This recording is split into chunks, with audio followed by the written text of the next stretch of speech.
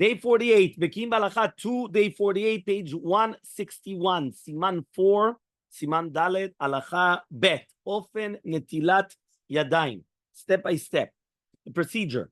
In order to cleanse the hands of harmful forces attached to them, it is necessary to pour water over them 3 times. The procedure is as follows. First, the person should pick up the container of the water with his right hand, transfer it to his left hand. Then he pours water on the right hand. Then he transfers the container back to his right hand, pours it on the left hand.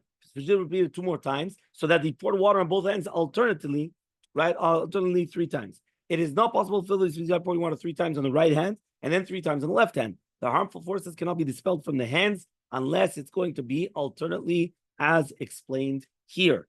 Number 158 in the footnote, it says the Talmud teaches, Rabbi Natan said that the harmful forces in one's hands are haughty and independent.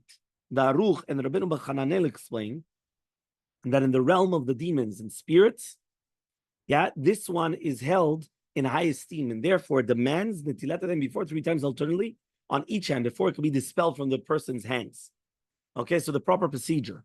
So it says over here, Maran Bet Yosef, right? He comes and he says like this.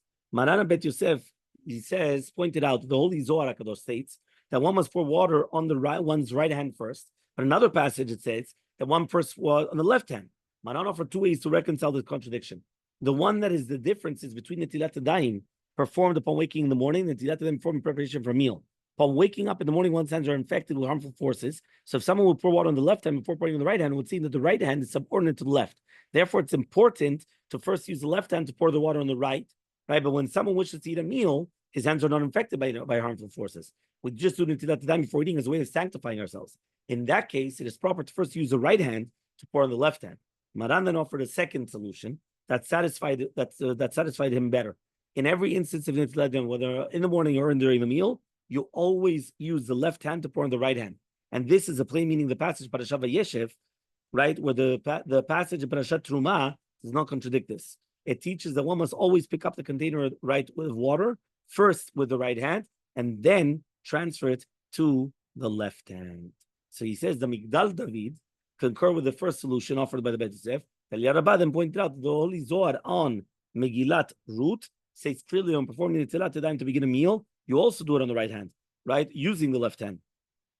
So based on this passage of the Zohar, the Bnei Chaya Al-Ghazi supported the second solution offered by Maran. He testified that this is a procedure that everyone follows. The Elmaleh concur with this, proving, right, that the Shulchan Aruch states clearly that one first picks up the container on the right hand and transfers it to the left hand in order to pour it on the right hand. In conclusion, the correct procedure in Netilat Yadayim is to begin by picking up the container with the right hand, transferring it to the left, and then using it, right, to come and to pour on the right hand.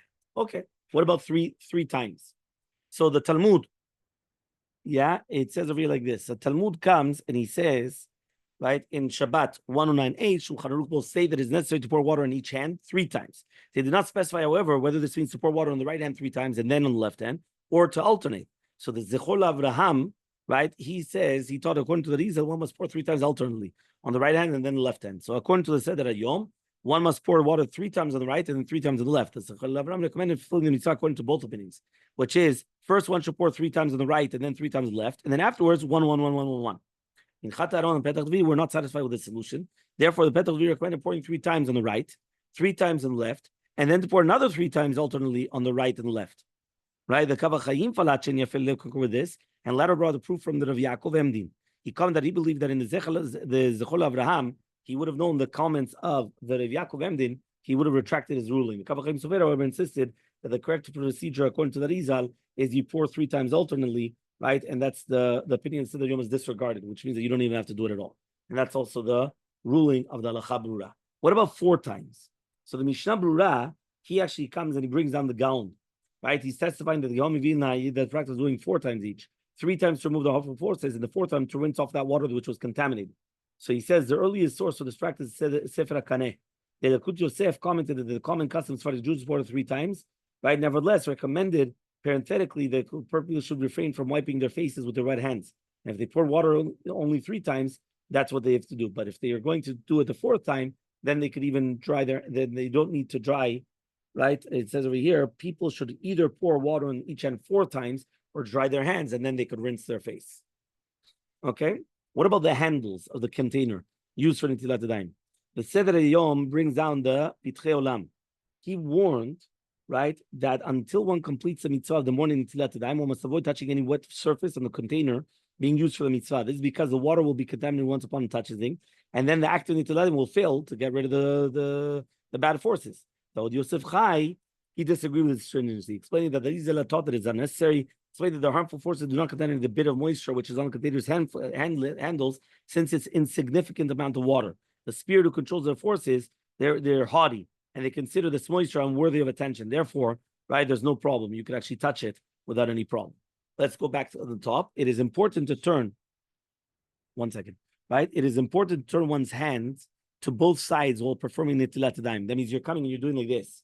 Now, why? In order that the water should get in all places. If you fail to do this, it's almost certain that a portion of the hand will remain dry, and anyone will see, right, that this is also abominable experimenting. So just do an experiment. Do like this, and if you just pour the water, it's not going to get to here. So if you turn the hand, it's going to work. Number 3, according to some poskim, it is incorrect to transfer the container from the left hand to the right hand. Instead, after pouring the water on the right hand, right, the person, right, he says over here, should put down the container on the floor or the table or in the sink, and then pick it up with the other hand. One must never pick up the container with the left hand to pour on the right hand. One should pick up the container with the right hand, transfer it to the left hand, and this way demonstrate that the right side, which is mercy, chesed, is always dominating the left side, which is din, right, which is going to be justice. Okay, the last halacha, it says over here the identical procedure should be followed by left-handed people as well. They should not give preference to left hand, which means that even though he's a lefty, don't change, right? You're still doing the exact same halacha that you're doing the first the right hand and then the left hand. Footnote says the reason for giving preference to the right hand, right, is not because it's a dominant hand. Meaning, whenever we have the halacha of dominant hands, you're right, the lefty does with the lefty.